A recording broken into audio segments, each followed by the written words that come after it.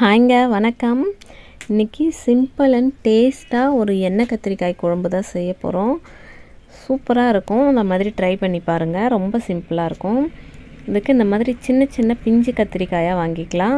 வாங்கி இந்த மாதிரி நாளாக கீறிட்டு இந்த மேலே இருக்கிற காம்பில் பாதி கட் பண்ணிடலாம். அந்த தொப்பி மாதிரி இருக்கிற பகுதியை கட் பண்ண வேண்டாம்.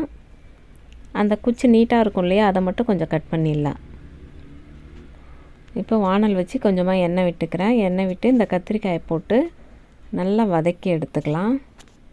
நல்லா இந்த எண்ணெயிலேயே ஒரு 90% வெந்துடும். அந்த அளவுக்கு வதக்கிக்கலாம்.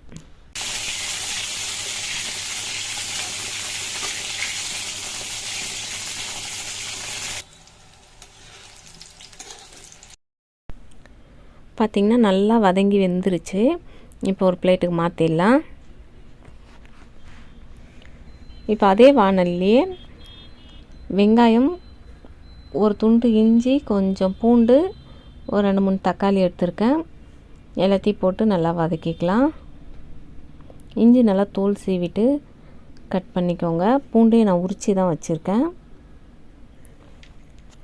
நல்லா வதக்கிக்கலாம். இப்போது இந்த வெங்காயம்லாம் எந்த அளவுக்கு வதங்குதோ அந்த அளவுக்கு டேஸ்ட்டு கிடைக்கும். நல்லா வதக்கி எடுத்துக்கலாம்.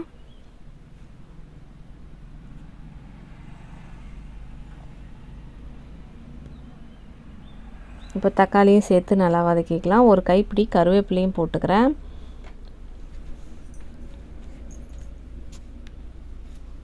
எல்லாத்தையும் நல்லா வதக்கிக்கலாம்.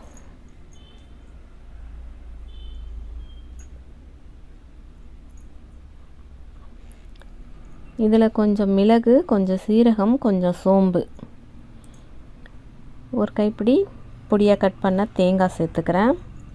உங்களுக்கு எந்த அளவுக்கு கிரேவி வேணுமோ அந்த அளவுக்கு தேங்காய் சேர்த்துக்கலாம்.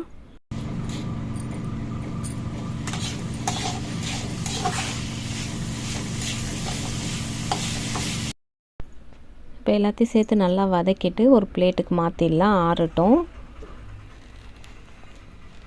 மறுபடியும் அதே வானல் வச்சு கொஞ்சமாக எண்ணெய் விட்டு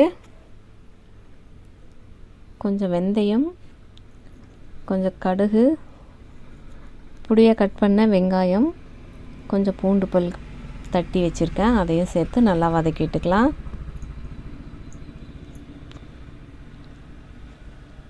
இதில் ஒரு கொத்து கருவேப்பிலை சேர்த்துக்கிறேன். இப்போ அந்த ஆற வச்சுருக்க மிக்சியில் சேர்த்து நல்லா அரைச்சி எடுத்துக்கலாம். அரைச்சி இப்போ இந்த பேஸ்ட்டையும் அந்த வெங்காயத்துலேயே சேர்த்து நல்லா கொஞ்சம் வதக்கி விட்டுக்கலாம். இப்போ கொஞ்சமாக மஞ்சத்தூள், கொஞ்சம் தனியாத்தூள், கொஞ்சம் மிளகாய்த்தூள், இது எல்லாத்தையும் சேர்த்து நல்லா வாசம் வர மாதிரி வதக்கி விட்டுக்கலாம். இப்போது தேவையான அளவுக்கு உப்பு சேர்த்துக்கலாம். ஒரு லெமன் சைஸ் புளி ஊற வச்சு கரைச்சி வச்சுருக்கேன். அதையும் இப்போ நல்லா வதங்கின பிறகு சேர்த்துக்கலாம்.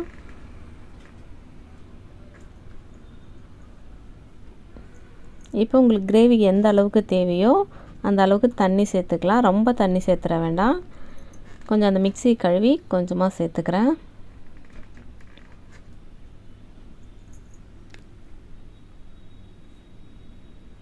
இப்போ இதை மூடி வச்சு கொஞ்ச நேரம் நல்லா கொதிக்கட்டும். இப்போ பார்த்திங்கன்னா நல்லா கொதித்து எண்ணெய் பிரிஞ்சு வர ஆரம்பிச்சிடுச்சு. இப்போது வதக்கி வச்சுருக்க கத்திரிக்காயும் கூட சேர்த்து ஒரு 5 நிமிஷம் நல்லா கொதிக்க விட்டுடலாம். இது நல்லா கொதிஞ்ச பிறகு பச்சையாக கருவேப்பிலையை நல்லா அப்படியே பிச்சு போட்டுக்கோங்க. கையால் 2 பிச்சு போடும்போது நல்ல வாசனையாக இருக்கும். உங்கள்கிட்ட கொத்தமல்லி தழை இருந்தாலும் நல்லா சேர்த்துக்கலாம். நல்ல வாசனை வரும்.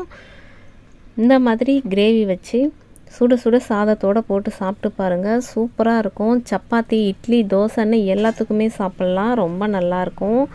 ரொம்ப டேஸ்ட்டாகவும் இருந்தது. ஒரு முறை ட்ரை பண்ணி பாருங்கள். ட்ரை பண்ணி பார்த்துட்டு எப்படி இருக்குன்னு கமெண்ட் பண்ணுங்கள். தேங்க்யூ.